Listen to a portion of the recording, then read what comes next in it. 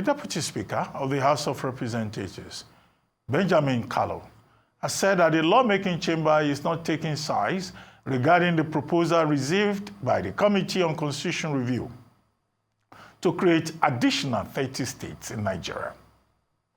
In a statement issued on Friday by Chief Press Secretary to the Deputy Speaker, Livinus Egoh, Kallo said that the proposal for state creation, which was read during Thursday's plenary session, was to inform Nigerians about the number of applications thus far received.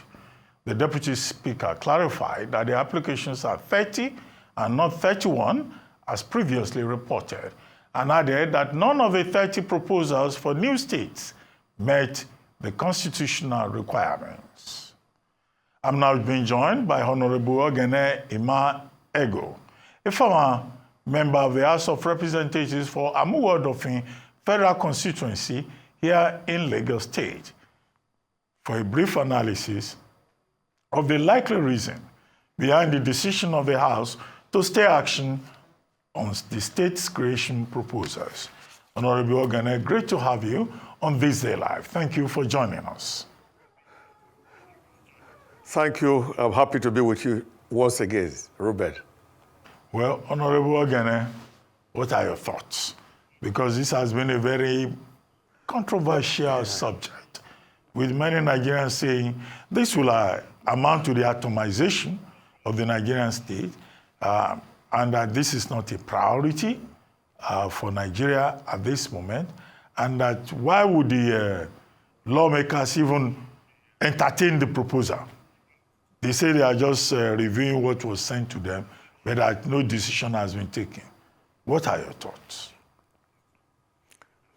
Yeah, that is correct. First of all, Ruben, you must know that the National Assembly has a right to participate in the creation of states. Apart from the National Assembly, the State House of Assembly also have that right. At the end of the day, the presidency also will give a final approval to such a request. But if the presidency refuses, the National Assembly can override them with two-thirds majority.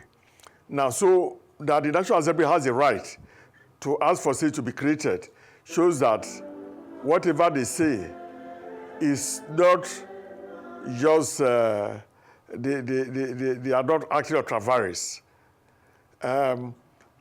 But there are many reasons why people want states. Although one would say 30 states at once, such a request, it looks frivolous. But a request for, let's say, additional 6 states, maybe one per each geopolitical zone, and maybe additional one for a geopolitical zone that have not been adequately represented in state creation, will not be a bad idea. Don't forget that most of the states of the Federation were created by military regimes. No state was democratically created.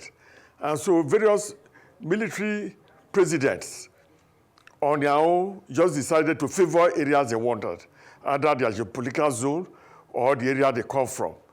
At the beginning of this country, you know, we had 3 regions. There was the northern region, the western region, and the eastern region. And the 3 were considered co-equal at the beginning. But today, if you look at the state creation, North alone has more states than the entire Southwest. Double the states of the entire Southwest. The same thing, double the states of the entire Southeast. So there have been agitation that there's need to balance this. And that's why you see that representatives from various areas who perceive the issue of state, who perceive that they have been undermining the creation of state, always come up. We tried it in the 8th Assembly. We tried it in the 9th Assembly, but it did not go through because it's a cumbersome process. You need to amend the Constitution on the issue of the state creation. And to amend the Constitution, you need also two-thirds majority, both of the National Assembly and of all the 36 states of the Federation, before the presidency will give assent. So to get that is not an easy thing. And then again, you must ask about issue of viability. How many states are viable? Recently, you saw the call and the cry by a section of the country to say, oh, President Tinubu's tax reform would not all go well for them. And the tax reform is talking about derivation from on issue of taxes received on VAT, on the performance of each state. So if some states are already crying that they will be financially disabled because of it, and yet such states, such areas are asking that they should create 2, 3, 4 states from amongst themselves. It looks ridiculous. So on the whole, while the National Assembly has a right to ask for state creation, I think that the numbers should be tempered seriously.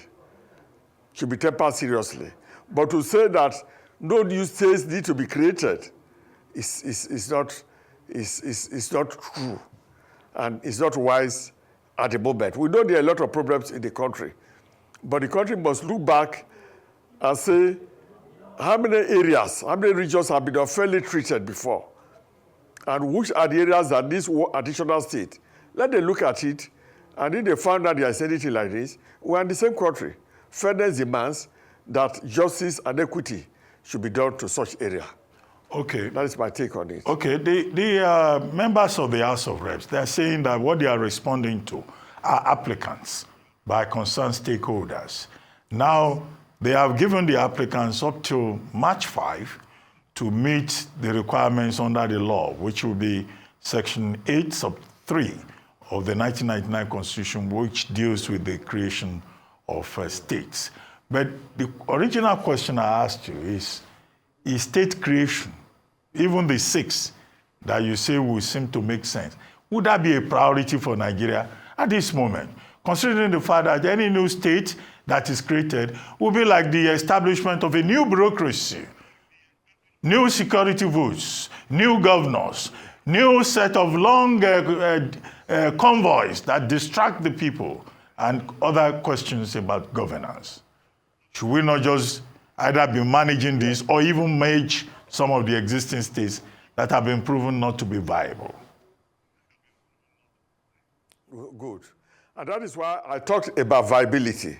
Now, any area that wants a state must be ready to justify the state. And that is why you see Afenifere and others talking about on the issue of state creation. You see them talking about states being able to produce their own income, take their own income, and pay a percentage to the federation account, just as it was with the 1963 Constitution. My opinion is, if additional states will be created, government must move forward to revert back to the 1963 Constitution, because that was the last constitution that was negotiated by the people. After that constitution, the other constitution that will be bequeathed to us, including the 1999 Constitution, was bequeathed to us by the military. And that is why you see that we are not practicing true federalism. If a true constitution is here and we practice true federalism, and the section wants a state, and it knows the implication, of course, why not? If for reasons of equity, we give them the state, I don't think there's anything wrong in giving them the state. So what we should be talking about is each state being able to cater for itself and pass a percentage of the income from the state to federation account to be divided by everybody. You know, because we are our brother's keeper. But it does not mean that you should take everything that belongs to your brother. Your brother can contribute to the state so that could be shared among every state put together. But there should be enough laws to justify that. I have a feeling that that's where Mr. President is going to, by saying that on VAT, any state that produces more VAT should take 60% of it. I think it's reasonable. Because if you don't do that, you will have more people clamoring for state creation, and once they get the state, the governor is sleepy, whether there's banditry, whether farmers are being disturbed in their state, whether people are coming to loot the state, cut away all the gold and all that is that are mined in the area without the state itself getting anything. Under such circumstances, most states will be unviable. But if there are enough laws, and the governors are willing to ensure that those laws are implemented. For instance, look at an example.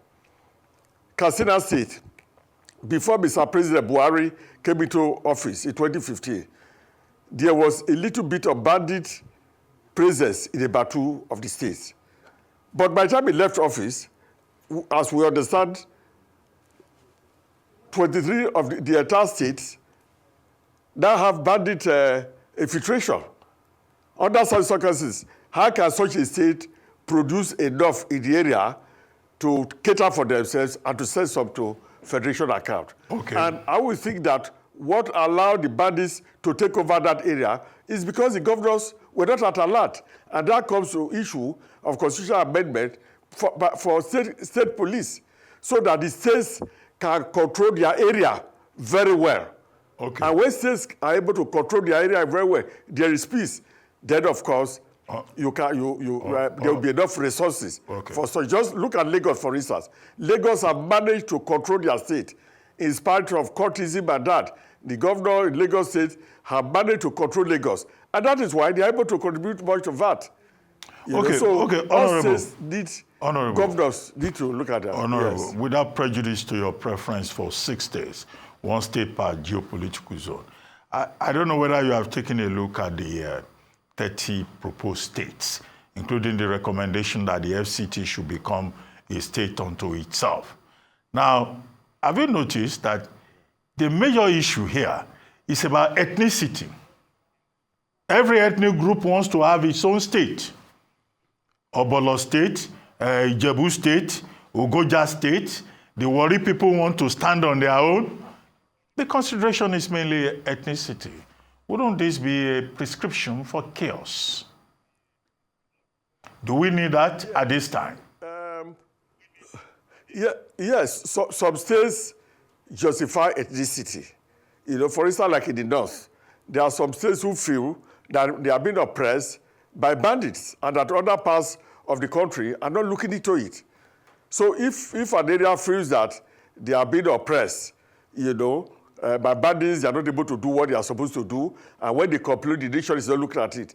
If they say they want a state to enable to have a right to take care of their resources, it will be difficult for you to afford it, But on the whole, we don't think that states should be created along ethnic lines alone. But there are some ethnic nationalities in this country, who were neglected in the creation of states. They look at themselves, they look at their population, and they say, why? Why did the soldiers create states for all these other people and leave us? So to them, there's an element of injustice. And no matter what you say, whether there's hunger, whether bureaucracy will take over everything, those states, those areas have element of injustice. They believe they were oppressed, that the army oppressed them, that the army favored some areas, the creation of state, and to right those wrongs, they did their own state. And these are human beings. Okay, Honorable. It will be difficult to just ignore them, yes. Honorable, you represented Amuwo Dauphin in the House of Reps. You know that even Lagos State, there's a proposal, for a lagoon state. Now, how do you want to cannibalize Lagos State? Which lagoon? Would that be a state on the Atlantic Ocean? I don't know. No. You said there may be a justification. Try and justify a lagoon state. Ruben, let me say one thing. In the United States, there are some very large states. Look at Texas, for instance. It's about 4 times the size of some other states. About 6 times the population of some smaller states. But they are not asking for more states because they are generating enough income, and income is being well distributed. I don't know those who have requested for the creation of the state in Lagos, because I'm a Lagosian, I don't know, do you want to say you want to leave Ikorodu alone to be a state? Of course, Ikorodu has a population. Or you just want to leave Ekpe and then take Lagos Island, Lekki, Banana Island, the very rich areas alone. I don't know how it will be justified, but I think a state like Lagos, who are able to fend for themselves, a state with a budget of over 3 trillion, who have ensured that there's peace and security, a state that had a blue line, a red line, and a yellow line railway, to move its people. And they are doing an enormous amount of roads and making the people in the state happy.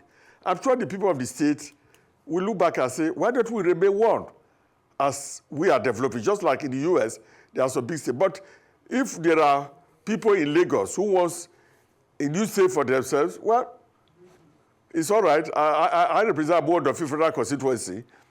I think that it may fall within the lagoon because that area used to be waterlogged before it was Sanfield to Festac and Abuodofi, and most of them, those are their worry land, But I don't know how it will look like. But I think that Lagos are a people who should be happy with themselves. But I think a place like Oyo State deserves an additional state. Look at the size of Oyo State, Look at the size, look at the population of Oyo State.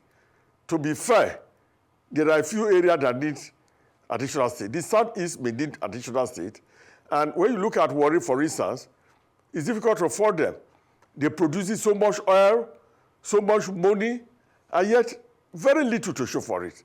And they are saying, give us a compact state so that we can control the resources that we have.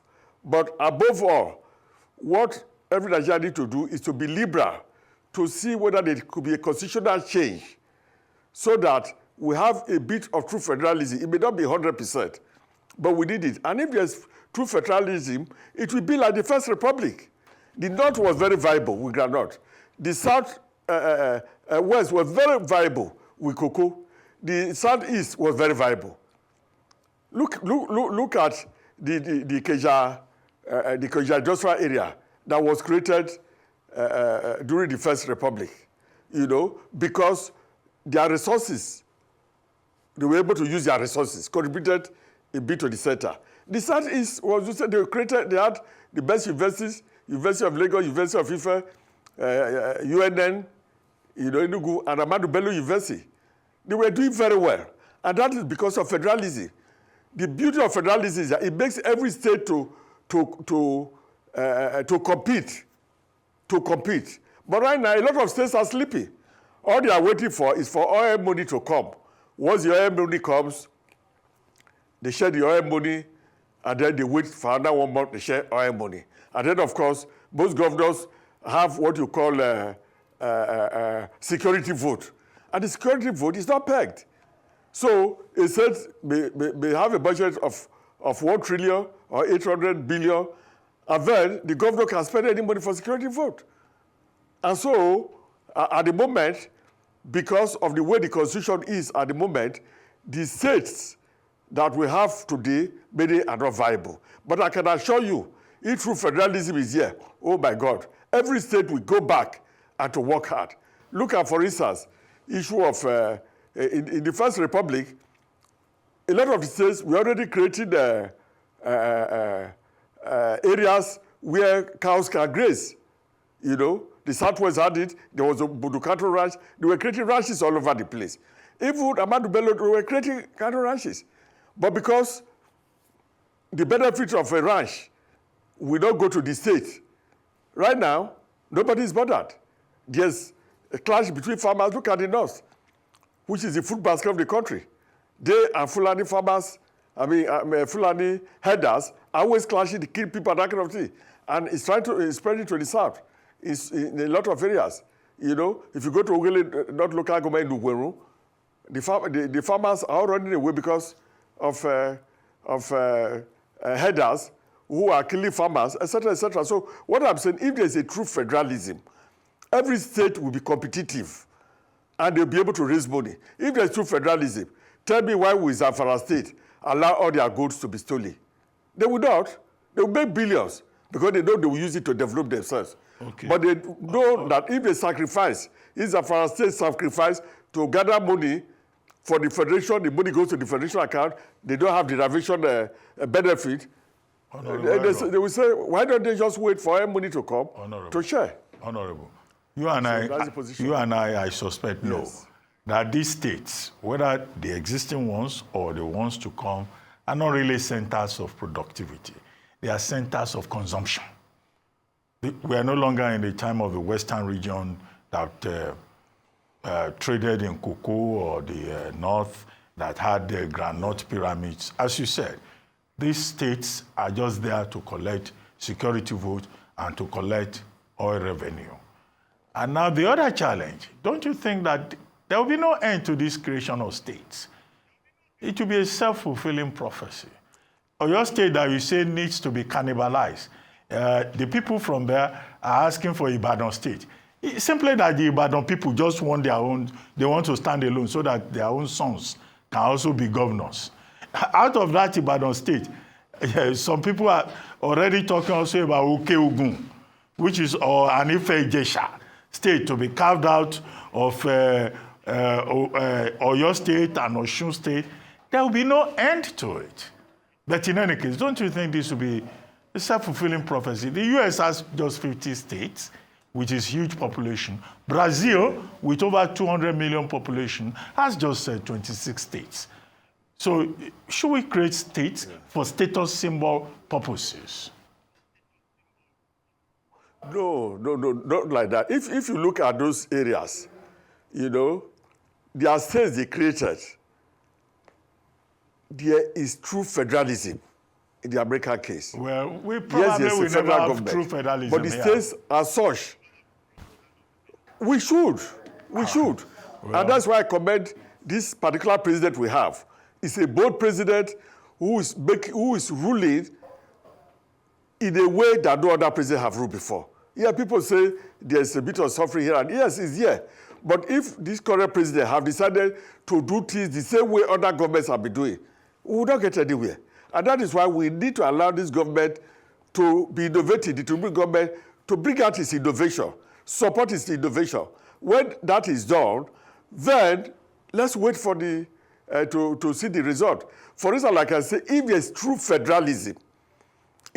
federalism, of course, no state will want to stay hungry, because if you know that every state, what they produce, they will take 60% of it. The balance that will be shared around everybody is 40%. Every state will sit down and work hard in the area. I don't think there's any state in this federation that is poor. None of them is poor. The only thing is that people are lazy. It's just like the children of a very rich person. There's so much food, so much to give, they believe they are going to inherit a lot. They wouldn't bother to work hard. But children of a poor man, of course, they will struggle to work hard. So what we are saying is that if there's true federalism, every state will work hard. Whether the state is in the north, is in the south, is in the east, is in the west, or is the center of Nigeria, every state have resources. Look, if we come to the issue of tax, there are people who make profit of 100 million from what they do every year. They don't. Some of them don't pay a single tax. Okay, they don't. I get your point. There are people who sell a house. There are people who sell a house. They sell the house for 50 million. They don't pay a single tax. Agent can collect commission of 20 million or 10 million. It doesn't pay a single tax. But if there's true federalism, of course, every government would sit down and say, hey, all the wealth of this state, we must gather it. And I don't really see any state that is very poor.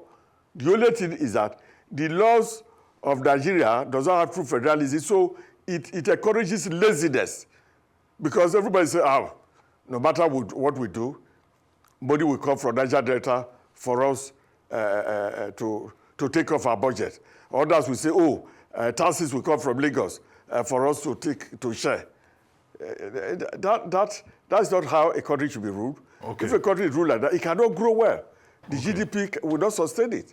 Okay, just for purposes of clarity. For a lot of constitutional changes. Yes. I get the point about constitutional changes. But for purposes of clarity, you say that some of these states are not viable because the people are lazy. Can you just identify some of those states that you know where laziness is the culture? Yes. Let me tell you, states that are crying that if VAT, if there's a derivation from VAT, just name them. Name then a few they will of die. Them. Name a few of them so that we'll be on the same page. I don't want to offend them, but you know them. Ruben, you know them. I don't. You know them. Look at Zamfara, for instance. Okay, Zamfara is a lazy richer state. than a lot of the oil-producing states. Yes, because they are richer than some of these oil-producing states. But yet all the gold, you only read in the foreign news that billion worth of gold is being removed from Zamfara every year. And the governors are aware. The traditional rulers are aware. The politicians from there are aware. And yes, they are removing them. There are a lot of other minerals in other parts of the country. They are being carted away. The governors are not bothered whether taxes are being paid on them, whether they remit any money to the center. They are not bothered. Some of them, even as we now read in the media, they connive with bandits so that government agencies cannot go there and identify the amount of production that is going there. So, you know, there are a lot of states that are just lazy because they feel, after all, enough money is coming from the oil-producing states. Enough money is coming from Lagos State, from taxes and other things. That money, when they share it, is enough for us. So therefore, whatever is being done in our backyard, all the areas are being dug, everything, the money can go. Look at Plateau State, for instance. In those days of tin and columbite, Plateau State was contributing a lot to the federal government. And they still have a lot today. You know, that's our state. A lot of them still have a lot today. You know, look at Borno State, for instance. Borno State, when I visited Borno State several years ago, it was a booming state. Apart from Kano in the north, I don't see any other state that was more than Borno State. Today, they are shadow of themselves. Look at Kano State. If a state like Delta, a state like Oghene State, a state like Oyo State can get more VAT than Kano State, it's a shame now. Kano is an industrial state, you know, but what is happening? Because there's so much oil money, the governors are not bothered about collecting enough money for VAT and collecting taxes, you know. But these states are very rich. And that's why I say there's hardly a state in Nigeria that's poor. All the states are rich, but it's the attitude of the governors and those who are ruling those states. They just feel we are satisfied with the money that is coming from Federation account or coming from the oil-producing states and coming from Lagos State. Some of them believe they are satisfied with that money. And once they have that feeling they are satisfied with that money, of course, what we see, they will not struggle to produce more. Look at Lagos State. Before, when Jakode came in, there was hardly any taxes, any internally generated revenue. He was the first person who first increased it a little bit. And then Tinubu came in and set up machinery that has now raised internally generated revenue in Lagos State to close to 100 billion naira in some months now. That's what Tinubu set down. And the states are progressively working on it. Other states can do the same thing now. What prevents other states from sending people to Lagos to go and study the system? Why is Lagos State collecting so much VAT? Why is Rivers State collecting so much VAT? Why is Oyo State doing very well in VAT, even though they don't have oil? Why is Oghene State producing so much, even though internally generated revenue? Some other states can study the system. I don't see a reason why a state like Kano, Kaduna, which are very rich states, should be worried about saying, oh, our state will be poor if there is oil. If VAT and tax enjoys derivation, because they are rich, they can work on their own DC. But most of them don't care again about how to increase their financial income in the state. Let them go and study the system that Tinubu set up in Lagos. Lagos was not very rich overnight now. Today, Lagos' budget is over 3 trillion. You know? Okay. It's over 3 trillion. If you look at what Lagos State is spending on a capital project, it's more than what the whole country spent on capital project in the 8th Assembly. So the issue is neither here nor there. I think the states need to work harder, and of course we need constitutional amendment to encourage the states to work harder to help themselves. I guess it stands to reason that some of these states that you have described as lazy states, if we go and carve them up and create more states out of them, it will be a case of lazy states producing additional lazy states, as it were. Anyway, but what do you think should come first, states creation or population census? Not necessarily. We want to encourage every state. what I'm saying is that let's encourage every state. There is a culture of laziness. Kano State is a very rich state. Kano is very rich. It should be next to Lagos. But for Kano's VAT to be below 7, 8 state, 10 state, it doesn't make sense. Zamfara State can even rival Lagos and Rivers State if they decide to harness the gold reserve they have and do transaction and remit money to the federal government without allowing the money to be preferred away. Okay. That is what I'm saying. But before Not that I'm abusing that they are lazy, but I'm saying that we need laws to encourage them to be more hardworking. Okay. That's what I'm saying. Before we create more states, don't you think we should have an accurate population census number to even know how many people will be in these states, what will be the demographics of the states that some applicants are proposing? Ruben, you are very correct. In fact, what we need is data that can help the country grow. We need to know in every state what is the population. For instance, if we're talking about a particular state, what is the population of the people of the state, the majority language in the state? If there, for instance, in Anambra, you have a lot of Hausa population here, there should be a place in it for ethnicity in the form. So you can say Egoh, Yoruba, Hausa.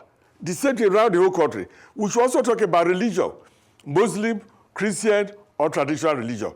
Why we say this? It enables the country to plan. If you don't do that, you just say, oh, so state, so population. It will enable the country to plan, to know the people they have, And there are certain states who would like to say, oh, we are the most populated. If you are most populated, it's good. They use the population to generate more income and pay more money to federation account. But if you claim you are the most populated, and then all you are waiting for is income from other states, it doesn't make sense. What is the population meant for them? But population is an asset. But it should help the state to do better. And if the population is accurately done, it helps every state. I don't think it's wise for any state to go and rig population to say we are more. We should get to a time where we should forget about population as the ideal thing, for you having multis in the federation. Look at Luxembourg. There are some small countries that are extremely rich. It's not because of population. If you look at China, the area that produces more of the money is just like a part of the country. So when you say you have more population, you are more populated, what does it mean if you are more populated and everybody is hungry? What does it contribute to your pride or to the nation if you say you have the highest population? Population without contributing to the development of your people and to the nation, it doesn't make any sense. So there's need for us to know the real population. When we have the real population, there's no doubt that if an area is highly populated, of course, the nation can, through the division of income of the nation, something could be allocated to population. But if population as it is in Nigeria for over 20 years, no population review, we just say we are 200 million, we are 240 million. Don't forget that there have been a lot of structural movement. People moving from one area to another because of banditry, because people are looking for a job. Look at Lagos. Look at Abuja. 20 years ago, Abuja's population was less than half of what it is now. But today, because people are coming to Abuja for business opportunity, look at the population. Lagos population is growing every day because people are moving there for opportunities, because they know there are no banditry, you can sleep overnight without a problem. So if every state imitates that, It would be better for them to develop than just emphasizing, population. Okay. You know, On that if note, you have more population, then you should produce more income. Yes. Okay, on that note, I would like to thank you very much, Honorable Oghene Egoh, for joining us on This Day Live, this Sunday talk show.